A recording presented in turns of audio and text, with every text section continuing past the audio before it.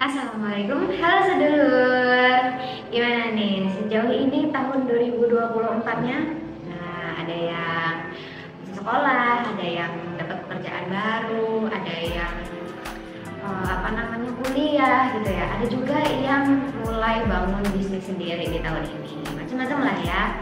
Pokoknya apapun itu yang kita kerjakan, yang kita semua kerjakan, semoga diberi kelancaran dan dimudahkan di tahun ini sampai tahun depannya lagi ya Lur ya.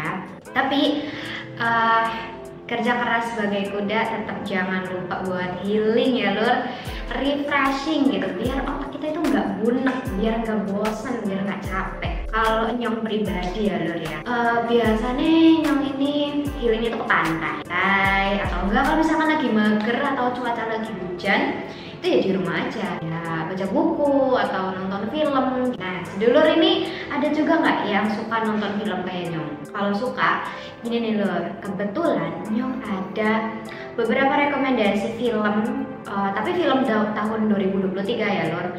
Cuman film itu masih worth it banget menurut Nyong buat ditonton di tahun 2024. Nah karena ini channel horor ya Lur, jadi film yang tak rekomendasiin ya film horor. Nah ada nih 5 film horor yang rilis tahun 2023 tapi masih oke banget buat ditonton tahun 2024. Nah, apa aja filmnya? Langsung aja kita tonton videonya. Check it out. Yang pertama ya Lur, ini ada film yang menurut Nyong lumayan epic. Judulnya adalah Evil Dead Rise. Ya kan gitu kan ya ngomongnya ya. Nah, film ini rilis tahun 2023 Lur. Tapi menurut Nyong ini keren banget, makanya sedulur harus nonton meskipun sudah di tahun 2024. Jadi film ini bercerita tentang bangkitnya iblis Lur. Jadi iblisnya ini bangkit terus merasuki seorang ibu yang punya 3 anak. Nah awalannya itu ada gempa ya Lur ya. Nah gempa ini menyebabkan lantai parkiran apartemennya mereka itu runtuh. Nah jadi pada saat itu anak-anaknya si ibu ini yang 3 anak itu lagi disuruh beli jajan di apartemen itu ya, di parkirannya itu tiba-tiba gempa. Nah gempa lantainya runtuh, ngebikin itu lantainya bolong itu lumayan gede loh. Pas dicek ya ternyata itu bolongannya menuju ke sebuah ruangan semacam basement gitu. Nah dari 3 anak itu yang tengah itu yang cowok, dia itu penasaran, kepo, akhirnya dia turun ke bawah. Di situ dia ngeliat banyak banget benda-benda yang aneh gitu, yang berdebu kotor. Tapi dia nemuin ada 2 benda yang menarik perhatian, itu ada buku sama piringan hitam. Nah sama dia dibawa pulang ke apartemen. Di apartemen dibuka lah itu bukunya, terus diputar itu piringan hitamnya. Nah dari sejak saat itu Lur ya, itu ada iblis, ada sosok makhluk tak kasat mata gitu ya, langsung menyerang dan kemudian merasuki tubuh si ibu. Nah dari situlah kemudian 3 anak ini sama tantenya sama adik dari si ibu itu, mereka berusaha untuk bertahan hidup karena diserang sama ibu yang dirasuki sama iblis itu. Nah film ini itu alurnya flashback Lur. Jadi dari awal itu kita udah dikasih tahu cerita timeline yang sekarang, kemudian nanti itu dikasih tahu timeline cerita 1 hari sebelumnya. Nah dari part awal aja itu kita udah dibuat tegang Lur, bener-bener bukan main deg-degannya, karena itu rempet banget. Itu adegan-adegan horor sama gore-nya itu yang darah-darah itu rempet banget. Terus dari segi cerita filmnya sendiri itu nggak terlalu bikin kita mikir keras gitu. Jadi misteri-misterinya itu lumayan bisa dipahami dan penjelasannya juga dikasih dengan gamblang. Jadi kita cukup enjoy gitu untuk menikmati adegan-adegan jalan cerita sama kehororannya, nggak yang dipusingin sama misteri-misteri gitu. Nah selain adegan horor sama gore-nya ya Lur ya, kita juga di situ disajikan visual dari iblisnya itu yang wujudnya itu ibunya itu tuh keren banget.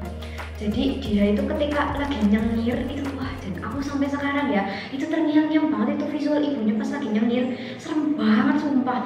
Nah pokoknya itu keren banget lah. Kalian nonton aja sendiri ya Lur ya. Terus nanti kalian balik lagi ke sini, komen di bawah reviewnya menurut kalian film Every Dead Rise ini kayak gimana. Oke?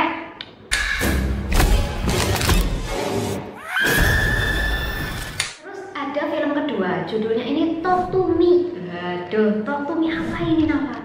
Jadi film ini tuh ceritanya sebenarnya klasik Lur. Kayak semacam apa namanya? Horor-horor manggil-manggil arwah kayak gitu, kayak jelangkung kalau di Indonesia ya. Nah, tapi yang bikin unik sama lebih fresh itu film ini bukan pakai boneka atau bukan pakai papan kayak Ouija kayak gitu medianya untuk manggil arwahnya, tapi dia pakai patung. Patungnya itu bentuk tangan dari jari sini sampai pergelangan tangan. Nah, itu dia pemanggilan arwahnya. Nah, terus ya di game ini itu caranya adalah kita menjabat tangan si patung itu digenggam, terus kita bilang mantranya itu judulnya Lur, Talk to Me gitu ya. Kalau kita udah bilang Talk to Me itu nanti di depan kita bakalan muncul hantu atau arwah kayak gitu ya, yang rupanya itu macam-macam banget Lur, serem-serem. Nah, terus kalau misalkan kita bilang I let you in gitu, kita mengizinkan dia masuk ke dalam tubuh kita, itu nanti kita bakal kerasukan, terus nanti di situ pokoknya kita ngerasa kayak nge-fly gitu. Kalau misalkan diumpamain itu permainan ini semacam kayak narkoba, jadi itu candu banget bagi anak-anak remaja di daerah situ.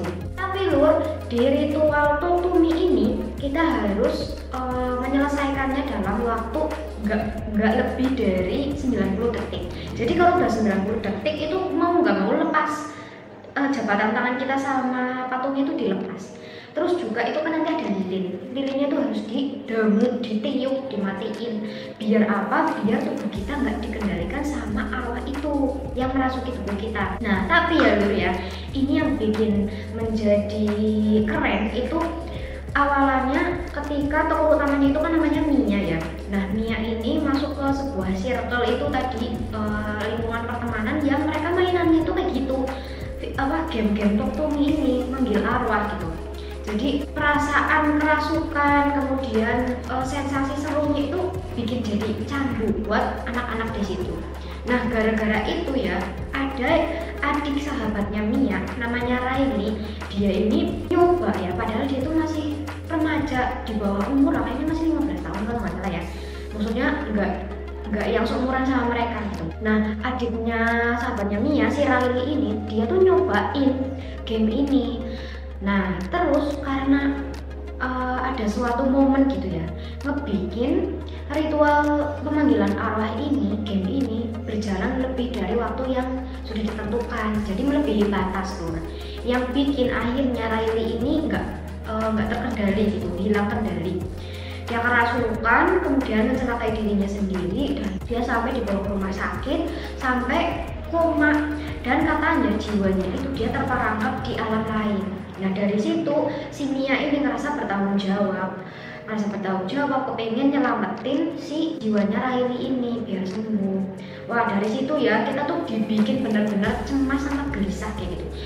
Apa pemikiran-pemikiran si Mia, kemudian bagaimana pertimbangannya dia untuk ngambil keputusan, ngelakuin tindakan-tindakan selanjutnya, itu kita dibikin penasaran sekaligus deg-degan gitu, khawatir. Karena dari awal si Mia ini memang semacam punya mental issue karena kematian ibunya.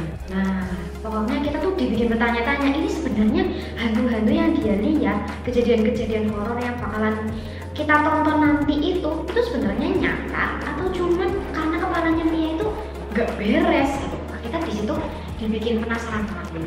Pokoknya ini film recommended banget, nonton, oke? I like it. I'm not gonna stop. No, I'm never gonna stop. Film ketiga yang tak rekomendasiin ini adalah film dari Thailand. Judulnya adalah Home for Rent atau rumah yang disewakan dalam bahasa Indonesia. Jadi film ini bercerita tentang sebuah keluarga kecil yang terdiri dari 3 orang ya. Itu istrinya namanya Ning, tokoh utamanya, terus ada suaminya namanya Queen, sama anaknya namanya Ing. Ning, Queen, Ing. Wah, ini Thailand banget ya namanya ya. Nah, jadi mereka ini, keluarga kecil ini menyewakan rumah milik mereka dan mereka sendiri pindah ke sebuah apartemen. Nah, terus rumahnya mereka ini disewa sama seorang dokter sama anaknya Burate namanya Nuj. Ya, itu kalau misalkan salah pelafalannya, mohon maaf ya kalau saya bukan orang Thailand. Setelah mereka pindah, tiba-tiba Ning ini dikasih tahu sama tetangga rumahnya yang disewakan ini bahwa penyewa rumah mereka itu bertindak aneh. Anehnya adalah mereka ini sering banget ngadain kayak upacara, perkumpulan gitu ya. Terus ngebacain semacam kayak bacaan-bacaan atau doa-doa yang aneh gitu. Setelah diselidiki, ternyata mereka ini adalah sebuah sekte. Dari situ, Ning ini sering banget ngelihat si Queen, suaminya, itu keluar dari apartemen, pergi setiap pukul 3.45 dini hari. Nah, setiap jam itu Queen itu pergi, terus ngebawa satu buku merah yang pernah dia lihat Burate ini juga punya. Terus suaminya ini juga punya semacam kayak simbol gitu ya di badan dia yang Ning juga pernah lihat di Burate. Dari situ Ning ini curiga bahwa suaminya itu diam-diam ikut sama sekte-sekte Burate. Dari situ ya Lur ya, Ning berusaha untuk menyelamatkan dirinya sama menyelamatkan anaknya. Di film ini ya Lur, dari awal sampai pertengahan film itu kita dibikin deg-degan, tegang karena itu teror sama jumpscare-nya lumayan lengkap Lur. Tapi porsinya ini pas, nggak berlebihan, nggak bikin jenuh. Tonton aja sendiri, nanti balik lagi ke sini review singkat nggak apa-apa, oke?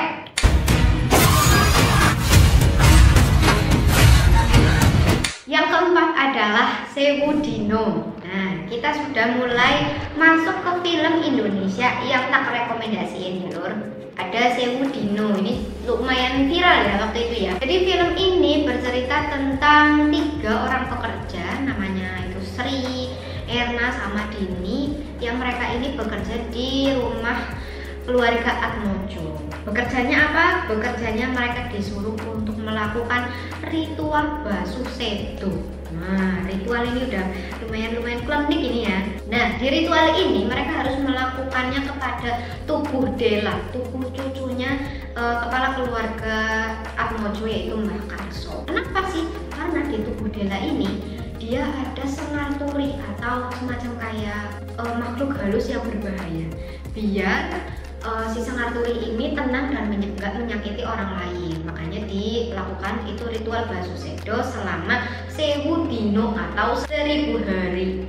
Nah, si Sri, Erna, sama Dini ini mereka melakukan ritual itu di 4 hari terakhir. Tapi ya Lur ya, namanya film horor ya, di 4 terakhir itu nggak lancar-lancar banget. Ada gangguan-gangguan gaib yang mereka rasain di sana. Mulai dari urutan ritual yang seharusnya itu tertata ya, itu tersusun ya, berantakan. Terus juga si sengaturinya itu lepas kendali.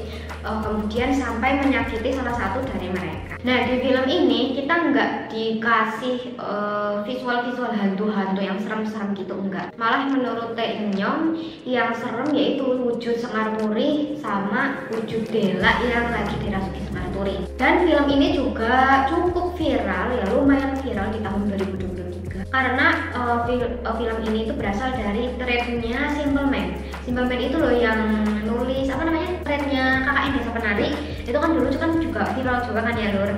Nah, dari situ film ini lumayan terkenal, banyak yang nonton dan reviewnya juga bagus-bagus. Pokoknya menurut kalian bagus atau enggak, tonton ya Lur ya. Terus nanti jangan lupa balik lagi ke sini buat ngasih reviewnya. Yang terakhir ada film Si Jin. Wah, ini dari Indonesia lagi ya Lur. Rekomendasi film tahun 2023 yang menurut Teh Nyong worth it untuk ditonton di tahun 2024 itu ada Si Jin. Si Jin ini bercerita tentang Irma yang dia ini jatuh cinta sama sepupu kandungnya sendiri namanya Galang. Sampai Galang ini menikah dengan Nisa sama punya anak satu. Cinta Irma ini bukannya menyurut gitu ya, bukannya berhenti, malah dia ini semakin membesar, bahkan berubah menjadi obsesi yang berbahaya. Gara-gara dia ini kepingin banget mendapatkan Galang ini ya, betul-betul dia cintai gitu. Dia sampai pergi ke dukun, kemudian dia ngirim santet ke istrinya Galang yaitu Nisa. Dari situ kemudian Nisa mengalami serentetan teror mistis yang ngebikin dia dan keluarganya itu satu persatu celaka. Menurut Teh Nyong di film Si Jin ini, acting dari pemainnya itu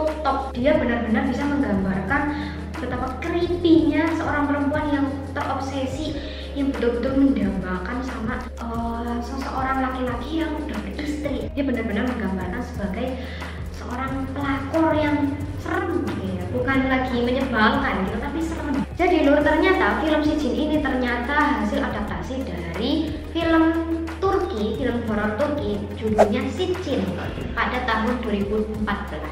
Nah, ternyata mereka berdua ini, Sijin versi Indonesia sama Sijin versi Turki itu nggak beda jauh. Gimana, penasaran nggak? Pokoknya tonton aja. Nah, itu dia lur, 5 film horor tahun 2023 yang menurut Kenyong masih oke buat ditonton di tahun 2024. Coba deh kalian pokoknya nonton aja satu-satu, 5-5-nya nggak apa-apa. Terus balik lagi ke sini buat komen di bawah. Menurutnya kalian filmnya bagaimana, kekurangan dan kelebihannya bagaimana, atau mungkin kalian ada rekomendasi film horor versi kalian yang masih oke banget nih lur. Nggak cuma film 2023, nggak apa-apa, film-film jadul kayak gitu yang horor-horor yang masih oke banget buat ditonton minimal sekali seumur hidup. Pokoknya di komen aja di bawah, oke? Segitu aja dari Nyok. Jangan lupa like, share, dan juga subscribe di sebelah sini ya. Terus juga nyalain itu bel notifikasinya biar kalau misalkan ada video baru kalian bisa langsung update nonton gak pakai lama. Terima kasih sudah menonton sampai selesai. Assalamualaikum.